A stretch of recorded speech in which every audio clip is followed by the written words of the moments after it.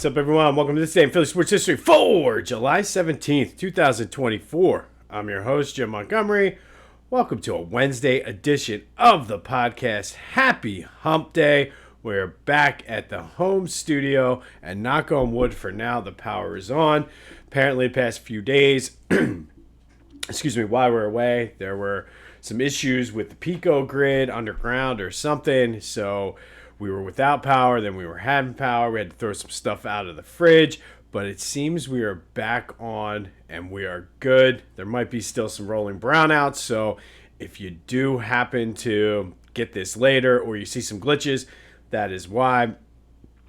Thank you for putting up with my voice and my sickness. Of course, right before we went away to Ocean City, I woke up with a terrible summer cold. So that is why some of the quality was not as good with my voice. But we are back. It is hump day. And we're officially in the dog days. And I've been saying that for a while. But I feel that there's nothing today or tomorrow other than maybe some NBA, Summer League, WNBA, and MLS soccer. So it's the cupboard is bare, so to speak, when it comes to all things Philly sports. But we will make it through. And a lot of people say that post-Super Bowl sort of starts the sports new year, so to speak. And for me, this is sort of post and Major League Baseball All-Star break, to me, is what starts the new sports year. Because at this point, this is like that week in between Christmas and New Year's where nobody does anything. Some people work, some people don't. Everybody's drunk, everybody's eating. And there's really nothing to do but eat or drink, and that's kind of where we are in the sports world. But come Friday, second half push for Major League Baseball gets underway. Training camps are starting to get underway later this week for NFL. You still have the Summer League, WNBA, and things like that, but we have a focus. People start prepping for football season, and then the fall is sort of where it takes off. So for me, this is that week in between New Year's and Christmas. Hopefully you don't eat too much or get too drunk. And it also doesn't help that it's like 105 degrees outside with like 110 humidity. So we will make it through. Friday is our Happy New Year for the sports year, and we'll get underway there. Quick update from yesterday's podcast. As I always say, and I mentioned yesterday during the Tuesday motivation, I always strive to make sure everything is correct. Excuse me, the cold is still getting to me. But I did have the right stat. Just couldn't read my own writing. Ryan Howard had his 200th home run in his 658th game, not his 686th, which I said. Just couldn't read my own writing. Still not, maybe I just looked at it too quick. But Ryan Howard was the fastest to 200 home runs, 658 games it took him to get there. Even more impressive and just a testament to how well he was. Lots of feedback on whether or not he or Donovan were more underrated. Lots of Donovan hate, as I kind of expected. A lot of people said Howard struck out too much, but I think he was ahead of his time. And if he played in today's Major League Baseball, where not allowed to play the shift as much as they did back then, I think his average would be higher. But for my money, Ryan Howard, most underrated, underappreciated Philadelphia athlete of all time. Before we get into the All-Star game, just wanted to say RIP to Joe Jellybean Bryant, who was in our Ultimate Nickname tournament. He did die on Monday. He's a Philly Public League legend, went to Bartram, was a star at LaSalle, played for the Sixers, and is obviously probably more known as Kobe's dad. But Joe Bryant died on Monday. Philly, like I said, Philly Public League and college Big Five legend. So rest in peace to Joe and his family. We send our condolences to them. All right, All-Star game. And there's a lot of talk about this. And I think, for my money, it's the most entertaining of all the All-Star games because the players actually play. But give me your thoughts on that. Is the Major League Baseball the best All-Star game of the four majors? 267-495-8531. That's the Back to the Future voice and text line. Get that. Anything else Philly sports related? Want to continue the conversation on Ryan and Donovan? want to give thoughts on Joe Jellybean Bryant, everything's fair game. 267-495-8531. You can leave a voicemail. You can text. Whatever you got to do to get your thoughts heard. But as far as the game, the Phillies All-Stars definitely represent it. Trey, Bryce, and Alec all had hits. Sanchez, Strom, and Hoffman pitched a combined 1 1/3 inning, had a strikeout, gave up no runs. So the Phillies did what they needed to do with their All-Star representatives, which is pretty cool. The American League did win 5-3, which I teased up the under to 8.5. So I did win a little bit of money on the All-Star game. But there is nothing now for 2 days. 2 days off. Hopefully that'll give JT's knee some time to recover. It'll give Rangers back. Zach Wheeler's back. Everybody just time to rest, and they come out on fire Friday out in Pittsburgh. I've been talking to you about the John Kruk shirt at Philly Goat. Since there's nothing going on, this is the perfect time to go to Philly Goat, buy the John Kruk is My Spirit Animal shirt, help out the Battle Brothers Foundation, which does great things for our vets. 10% of your purchase of the John Kruk is My Spirit Animal shirt will go toward that great organization. And while you're there, check out the other stuff. They have kid sizes. Start doing some early school shopping for your kids. Have them ready for October when the Phillies go on hopefully what is a long postseason run to bring home the championship. But go to phillygoat.com. Be sure to use the promo code Jim Montgomery to take 10% off of your order. Use only that promo code because that is what we get credit for, and it helps grow our podcast and let Ryan and the people over at Philly Goat know that you are a listener. And also, it's a good time to check out my boys over the Clashing Conferences podcast. They started their baseball edition of the podcast. Still have not gotten through the whole episodes just because I was away. But from what I've seen and heard so far, they're doing a great job. So go check them out. The Clashing Conferences podcast, wherever you get your podcasts, as well as on YouTube. Sixers Summer League, they won. So they're 2-1. I'm not really sure how it works out there. I think there is like a playoff sort of system, but Sixers are right there. But more importantly, Jaren McCain had 21, shot 5 for 16, but from what I was looking at and able to see in highlights, he was able to get to the line. He was aggressive, and I think with just consistent reps, the shots will eventually fall. He's a shooter. I don't think at this point, I know we have PTSD from Ben and Markelle Fultz. I don't think this is anything like that where we have to worry about. He's just trying to get his legs, get used to it, because he's still being aggressive. He's not hiding like Ben. He didn't forget how to shoot. He's just not making the shots right now. But again, I think they'll come. But I like his aggressiveness and the way he's been playing out there. So that will be a welcome kid off the bench for this Sixers team. But I think they're off tonight, and they pick back up on Thursday. Union are back in action tonight up in New England, or at Subaru Park versus New England. This is another winnable game that they need to kind of start turning it around. It's not too late for them to go on a nice little run, but let's hit the ground running today. Get the crowd off your back, because as bad as everybody is not happy with the ownership and the way they're putting together the team, winning will fix a lot of that. So let's jump on them early tonight. Down at Subaru Park, Union takes on the New England Revolution in a game that they can win, should win, and need to win. And as I mentioned, we are officially less than a week away from Eagles training camp. And to me, that is sort of that symbolic start of the new sports year. We're officially like that halfway point of summer. I know that a lot of the teachers out there, a lot of the kids out there don't want to hear that, but for people like me who work all year round, I'm sick of 100-degree weather. Give me a 20-degree cold, whatever you want to call it, cold front, cold streak, code blue, whatever. Give me that, because this is absolutely ridiculous. It's like soup outside. But less than a week before the Eagles start training camp. All right, today we're going to hop in our Wayback Machine and go all the way back to 1918. And on this day in 1918, the Phillies lost to the Cubs 2-1 at Wrigley Field in Chicago. But the story was the starting pitchers who put on a clinic. Phillies pitcher Milt Mule Watson, how's that for a nickname, gave up a run in the first inning and then pitched 19 scoreless innings after that before giving up the game-winning run in the bottom of the 21st inning. You heard that right, the 21st inning.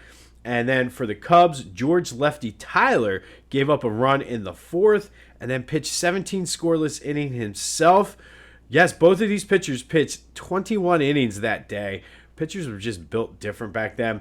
But the 21-inning game took 4 hours to complete, and to this day is still the longest game innings-wise that the Phillies have ever played in.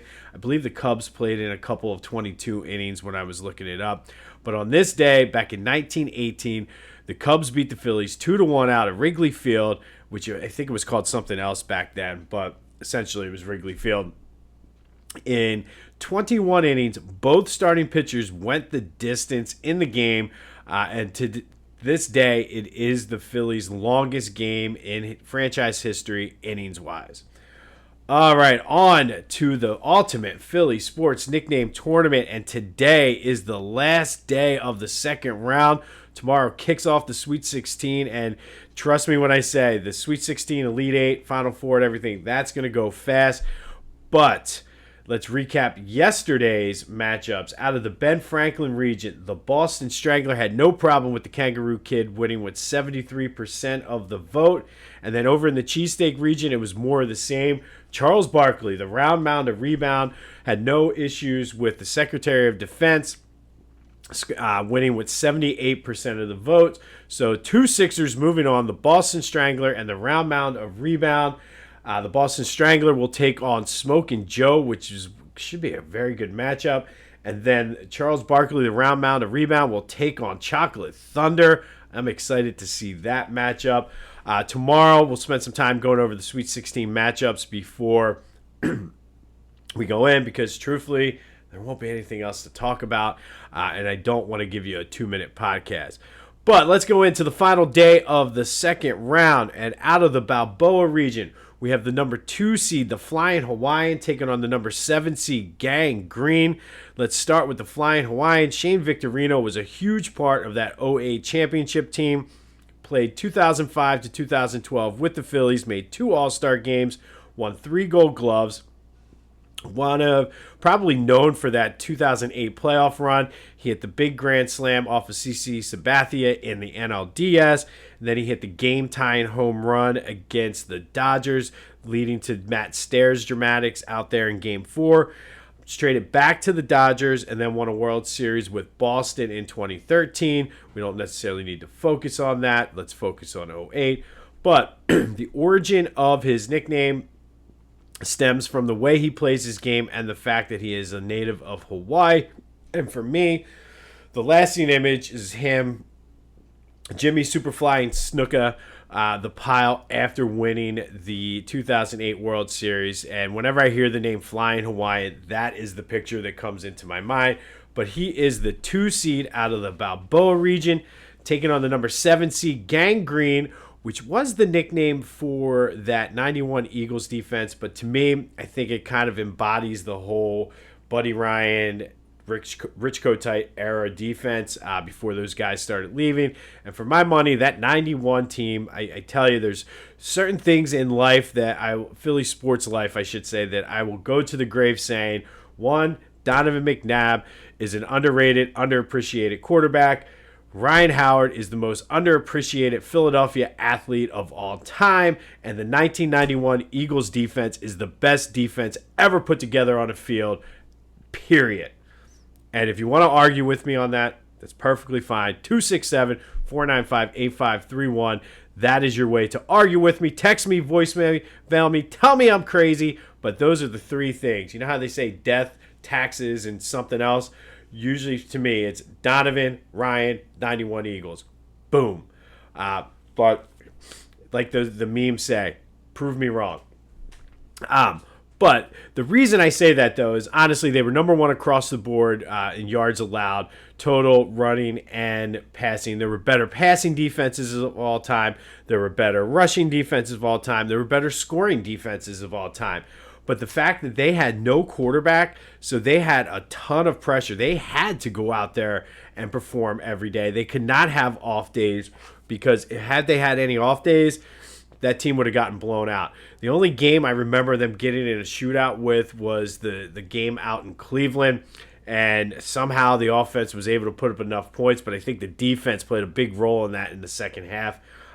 But they sent 5 guys to the Pro Bowl. Reggie, Jerome Brown, Clyde Simmons. 75% of their starting defensive line went to the Pro Bowl. Seth Joyner and Eric Allen were the other 2. They were 5th in points allowed, which is solid. Nothing great. Like I said, there's been better teams. There were better teams in 1991 with giving up points. But when you don't have a quarterback, when you're putting Brad Gable and old, aging, hurt Jim McMahon and Jeff Kemp and Pat Ryan, and you're throwing those guys out there, and your defense is still 5th in points, and you still win 10 games, that's a testament to how good that defense was. And the offense, for what it's worth, was number 18 overall in points scored. And at the time, there was only 28 teams in the league. But we know Randall got hurt first game of the season, and then all of that goodwill that they had built up, Jerome Brown passed away that offseason, so they were never able to really back it up. But that is our matchup out of the Balboa region. You have the number 2 seed, the Flyin Hawaiian, taking on the number 7 seed, Gangrene. Who do you got? What is a better Philly sports nickname? 267-495-8531. Get your vote in. You can always hit me up on social media as well. Jimbo_Mont on Twitter and TikTok, at Philly Jimbo on Instagram. I got to look at trying to just do it at Philly Jimbo. I'll work on that. But you can also hit me up on Facebook, LinkedIn, anything, any way you can. Email me, whatever you got to do. Get your vote in. And then our final matchup of the second round is out of the Schuylkill region. The number 3 seed, Chooch, takes on the number 6 seed, Puddin, in a matchup of funny nicknames for the Phillies. This ought to be a good one. Let's start with Chooch. Carlos Ruiz played from 2006 to 2016. He was a 2012 All-Star for the Phillies. No Gold Gloves, despite being technically the ace of that pitching staff. Everybody from whoever came in, whether it was Roy Halladay, Cole Hamels, Brett Myers, they all talked about how good Chooch was calling games. And ultimately the leader of the staff, and really, I think, is one of the more underrated pieces. Excuse me. One of the more underrated pieces of that 2008 team. He is a world champion in 2008. And I got some clarification on the origin of his nickname. Apparently, it is a Colombian word for underarm odor, chucha, that Antonio Alfonseca called him in an interview one time as a joke. Teammates picked up on it, and it just stuck. It became Chooch. So Antonio Alfonseca, which I believe had 6 fingers on his hand, is the reason for Chooch being called Chooch. But Chooch is caught 4 no-hitters, 2 by Roy Halladay, technically 2 by Cole Hamels, even though one of them was combined. He is tied for the Major League with Jason Varitek for that. He was the last guy of that '08 Phillies team to leave. Got to meet him last year at the Philadelphia Sports Hall of Fame ceremony. Great guy, but Chooch is our number 3 seed out of the Schuylkill region. He is taking on Willie Puddinhead Jones. Spent 13 years in Philly from 1947 to 1959, played third base, and was a big part of that 1950 Whiz Kids team. Hit .258 with the Phillies with 180 homers, 753 RBI, added over 200 doubles. Wasn't necessarily the greatest offensive guy, but he was a great defender, had a good arm, had good range. Made 2 All-Star teams. He is in the Phillies Wall of Fame. Had a career year in 1950, 25 homers, 88 RBI, and until last season held the Phillies record for hitting streak to start the season with 16 games. If you remember, that was a big deal. That's what put Puddinhead on our radar, was when Bryson Stott beat that record to open up last season. Got his name from the 1930 song Woodenhead Puddinhead Jones, partly because he had a southern drawl and just kind of moved about slowly when he wasn't on the field, but he had some good range on the field. But Puddinhead Jones is our number 6 seed out of the Schuylkill. Now it's your turn. Which is the better Philly sports nickname? We got Chooch versus Puddin, and then we got the Flyin Hawaiian versus Gangrene. Get those votes in on any of my social media, 267-495-8531. That is the Back to the Future voice and text line. Call me, text me. Get anything else Philly sports related off your chest. Tell me how wrong I am for my 3 guaranteed truths in Philly sports. Donovan McNabb is the most underrated quarterback player in Philadelphia sports history, or in Eagles history. Ryan Howard is the most underappreciated. I don't think we knew what we had until it was gone. And the 91 Eagles defense is the greatest defense in NFL history. Tell me how wrong I am, but let's have some fun with this on a day where there's really nothing going on Philly, because the Sixers don't even play Summer League. So there's literally nothing going on in Philly sports today. So let's have some fun with that. Get your nickname votes in. Tell me how wrong I am. What are your 3 truths of Philly sports? Whatever we got to do. Let's have some fun.